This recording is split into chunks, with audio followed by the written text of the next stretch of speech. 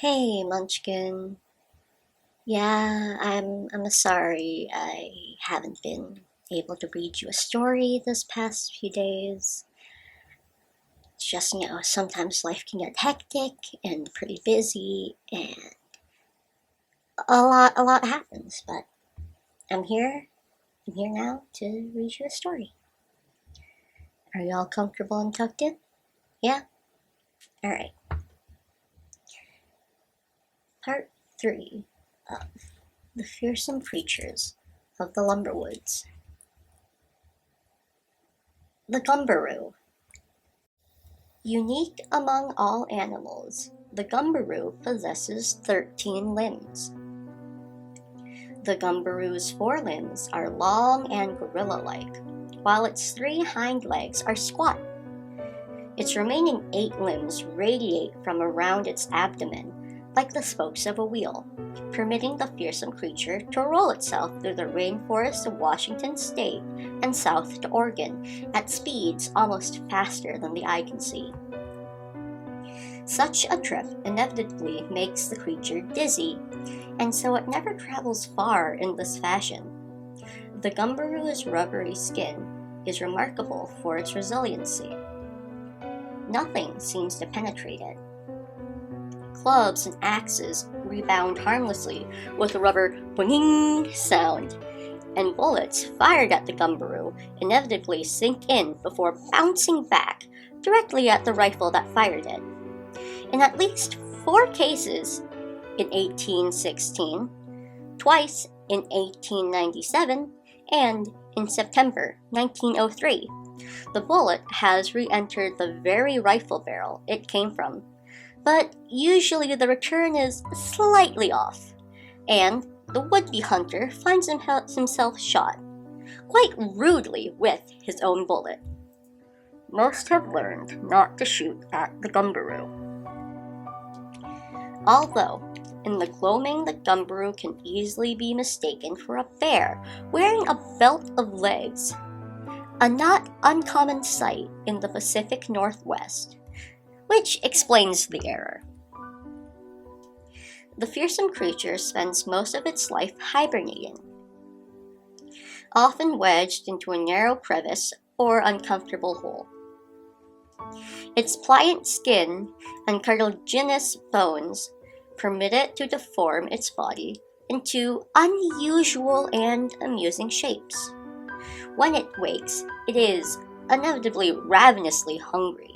It becomes one of the most dangerous forces in the temperate rainforests, swinging through the trees and eating every small animal it sees, bones and all.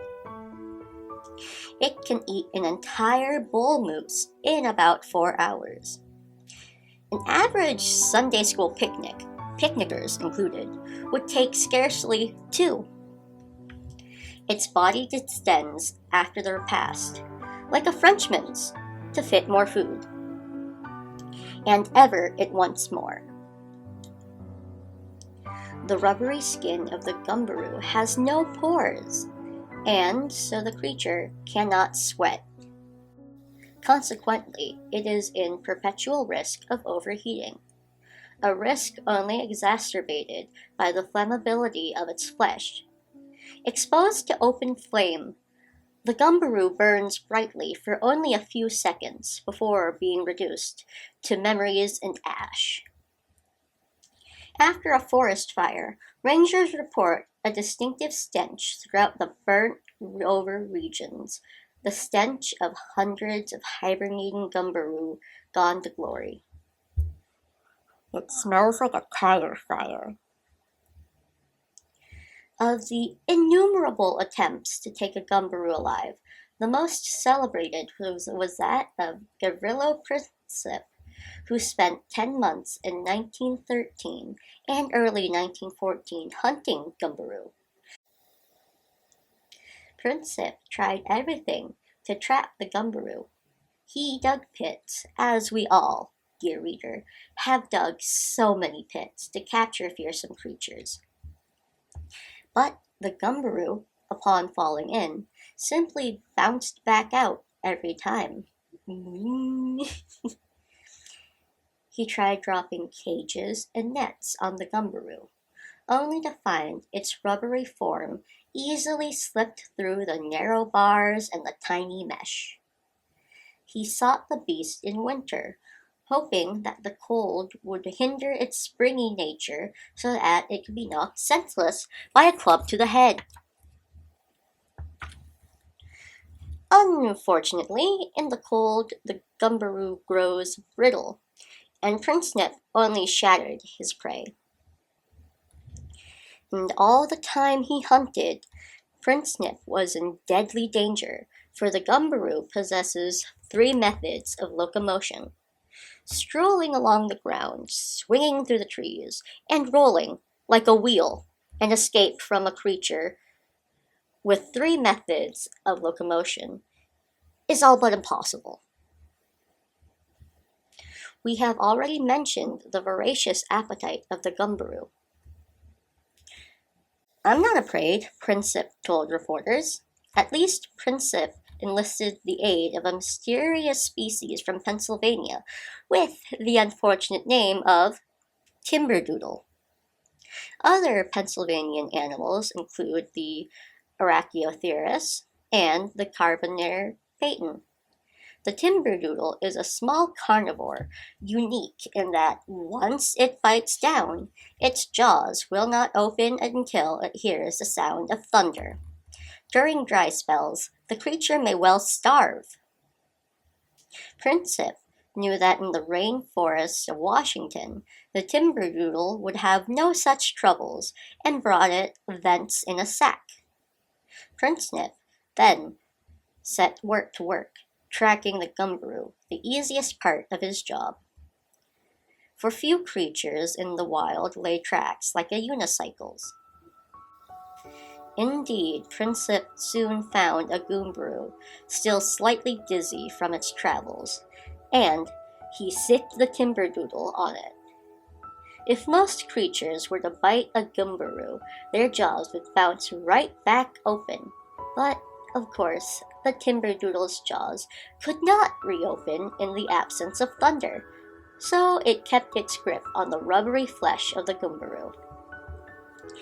The startled Gumberoo took to the trees in a panic, rapidly swinging away through the low branches, leaving a long, distended, rubbery trail of stretched skin behind it. The rubbery trail grew longer and longer as the timberdoodle. By this point, Gavrilo had staked down the biter with croquet wickets, could not let go, and the Gumberoo would not stop fleeing. Migrating deer passing south were caught in the stretching band, which bounced and flung them back, confused and cold, to the freezing north of British Columbia. By this point, Princip, an excitable man, thought his game was all but caught. But unfortunately, the sound of deer being catapulted backward so resembled thunder that the timberdoodle opened its jaws. Predictably, like a stone in a slingshot, the Gumberoo was launched forward and it flew through the air, out of sight. But mid-flight, it struck a mountainside, probably Glacier Peak, and rebounded backward, eventually landing and rolling gently right toward an ecstatic Princip. Here was a deadly scourge of the Northwest, unstoppable, and hitherto uncatchable, stunned from its unprecedented journey. "Nothing left to do but roll it to civilization," said Princip, smiling smugly to himself. Moments before, an ash from his cigarillo fell on the stunned Gumberoo. The fearsome creature ignited, and an instant later there was nothing left of Princip's dreams but a fine spray of ash smudging his face. Broken-hearted, with only a timberdoodle in his sack, he returned to civilization, or at least to Olympia, Washington. Once Princip reached the city, he began to sicken and weaken. He was short of breath. He had a hard time keeping food down. Doctors diagnosed him with tuberculosis, but they diagnosed everyone with tuberculosis in those days. Modern medicine was in its infancy. How were doctors to know that the incinerated Gumberoo had coated 65% of Princip's internal organs with a rubbery film that hindered respiration and almost entirely prevented digestion?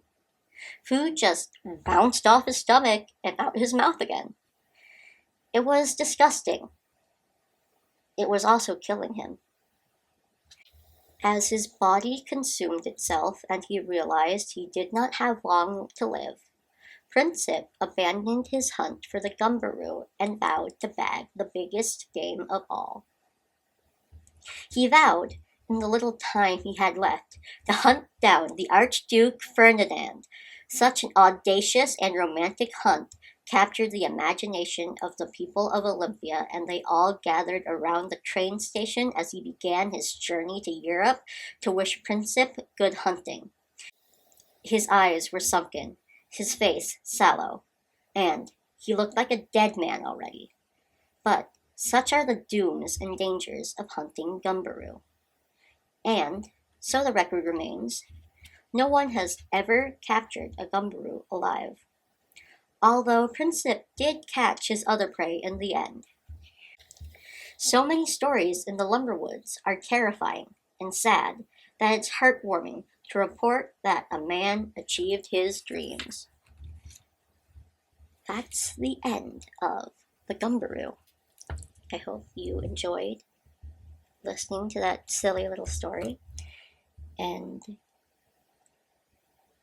I hope that your fear of the French dies down. French people aren't all that scary, you know. They may look scary, they may sound scary, but the French are just French. They're not all that scary. And I hope you have a good night, Munchkin.